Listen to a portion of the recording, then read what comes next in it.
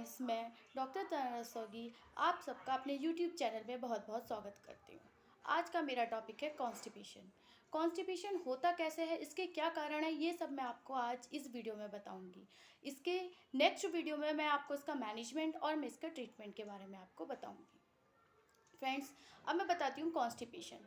Constipation एक lifestyle problem है, ये कोई बीमारी नहीं है, ये सिर्फ एक लक्षण है। ये बहुत कॉमनली हमें देखा गया है, बड़ों से लेके बच्चों तक ये बहुत कॉमन प्रॉब्लम होती है जो हमें देखने को मिलती है। अब कॉन्स्टिपेशन डेवलप कैसे होता है ये मैं बताती हूँ आपको। हमारी हम खाना खाते हैं तो हमारी नॉर्मल पाचन क्रिया शुरू हो जाती है। सबसे पहले हमारा खाना जाता है आहार नलिका में। आहार नलिका में जिसे हम ईसोफेगस भी कहते हैं। फिर हमारे डाइजेस्टिव सिस्टम में इसमें एक मूवमेंट्स होते हैं जिन्हें पैरास्टैटिक्स मूवमेंट्स कहते हैं। इसके थ्रू हमारा भोजन होता है वो आगे की तरफ पास होता है। अब जाता है हमारा भोजन पेट में। पेट में जाके ये हमारा सेमी सॉलिड हो जाता है। अब यहाँ से ये जाता है हमारी स्मॉल इंटेस्टाइन यानी कि छोटी आंत में। छोटी आंत में भोजन जाने के बाद यहाँ पर जितने भी पोषक तत्व होते हैं यानी न्यूट्रिशन होता है वो हमारा चला जाता है ब्लड में। अब बचता है वेस्ट प्रोडक्ट और कुछ बैक्टीरिया। ये वेस्ट प्रोडक्ट और ये बैक्टीरिया हमारे जाते हैं लार्ज इंटेस्टाइन में यानी कि हमारी बड़ी आंत में। बड़ी आंत में जाने के बाद हमारा जितना भी वाटर होता है ये बड़ी आंत में एब्जॉर्ब हो जाता है। अब बचता है वेस्ट प्रोडक्ट। ये वेस्ट प्रोडक्ट हमारे आगे जाता है कोलन में, कोलन से जाता है रेक्टम में और रेक्टम में मल द्वार के थ्रू स्टूल के रूप में हमारी बॉडी से बाहर निकल जाता है। अब मैं बताती हूँ कॉन्स्टिपेशन कैसे होता है। ये तो नॉर्मल चीज़ हो गई। कॉन्स्टिपेशन होता है हमारा लार्ज इंटेस्टाइन में। लार्ज इंटेस्टाइन में जब भोजन बहुत टाइम तक ही वहीं पे रुका रहता है तो वहाँ पे वाटर का रीएब्जॉर्प्शन हो जाता है। रीएब्जॉर्प्शन हो जाता है तो वो वेस्ट प्रोडक्ट जो होता है वो हमारा हार्ड फॉर्म में आ जाता है।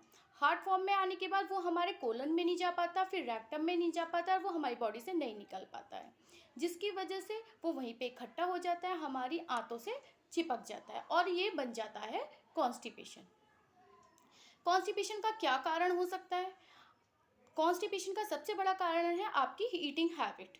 अगर आप मैदा, बेसन, junk food, spicy food, non veg ये सब चीज़ें ज़्यादा खाते हैं तो जिसकी वजह से आपको कॉन्स्टिपेशन हो सकता है। आपकी सेडेंट्री लाइफ मतलब आप कोई फिजिकल एक्टिविटी नहीं कर रहे हैं, सारे दिन बैठे हैं, तो इससे हमारी आंतों का मूवमेंट नहीं हो पाता है और हमारा डाइजेशन भोजन का नहीं होता है, वो कॉन्स्टिपेशन में ही रह जाता है। और एक कारण है, इसका कारण है नेचुरल कॉल। यानी कि नेचुरल कॉल जब आपको फीलिंग ऑफ टॉयलेट आती है तब आप उसे नहीं जाते हैं, उसे अवॉइड करते हैं, किसी भी कारण से काम के चक्कर में उसे अवॉइड कर देते हैं, जिसकी वजह से वो कॉन्स्टिपेशन के रूप में बदल जाता है। ऐसे बच्चों में देखा गया है, बच्चे क्या करते हैं, खेल के चक्कर में अपने मोशन को रोके रखते हैं और वो उनको कॉन्स्टिपेशन हो जाता है।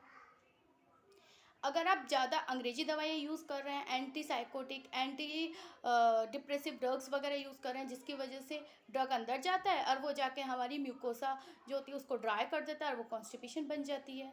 अब देखा गया ड्यूरिंग प्रेगनेंसी भी जितने भी हमारे बॉडी में हार्मोनल चेंजेज आते हैं उसकी वजह से कॉन्स्टिपेशन हो जाता है। या फिर फीमेल होती है वो आयरन कैल्शियम खाती हैं, उसकी वजह से भी कॉन्स्टिपेशन हो सकता है। या फिर फ्रेंड्स कोई भी आपकी पैथोलॉजी रही हो आपके डाइजेस्टिव सिस्टम में, जैसे कैंसर, स्ट्रिक्चर यानी कि आपकी आंतें चिपक गई हो, जिसकी वजह से भी आपको कॉन्स्टिपेशन हो सकता है।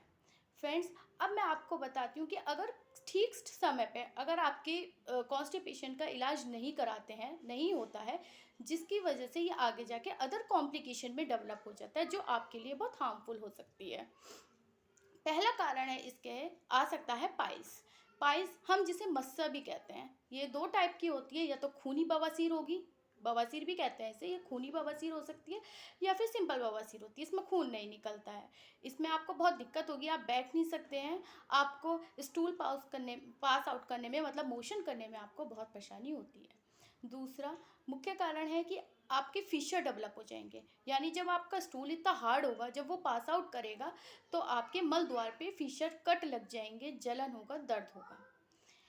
आईबीएस हो सकता है, इरिटेबल बाउल सिंड्रोम हो सकता है, और फ्रेंड्स एब्डोमिनल हर्निया हो सकता है। और इसी की वजह से प्रोलैप्स ऑफ रेक्टम हो सकता है, यानी कि आपका जो भोजन है वो अंदर ही अंदर है, जो बाहर नहीं आ पा रहा है, वो ओवरलोडेड होता जा रहा है, जिसकी वजह से जो हमारे अंदर के ऑर्गन्स हैं, जो वो बाहर की तरफ प्रोट्रूड आउट होने लगेंगे। फ्रेंड्स, अब आप मेरी नेक्स्ट वीडियो में आप देखेंगे कि जब पेशेंट आते हैं उसके क्या सिम्टम लेके आते हैं, उसका क्या मैनेजमेंट हो सकता है, और मैं आपको होम्योपैथिक मेडिसिन के बारे में बताऊंगी। Thank you friends.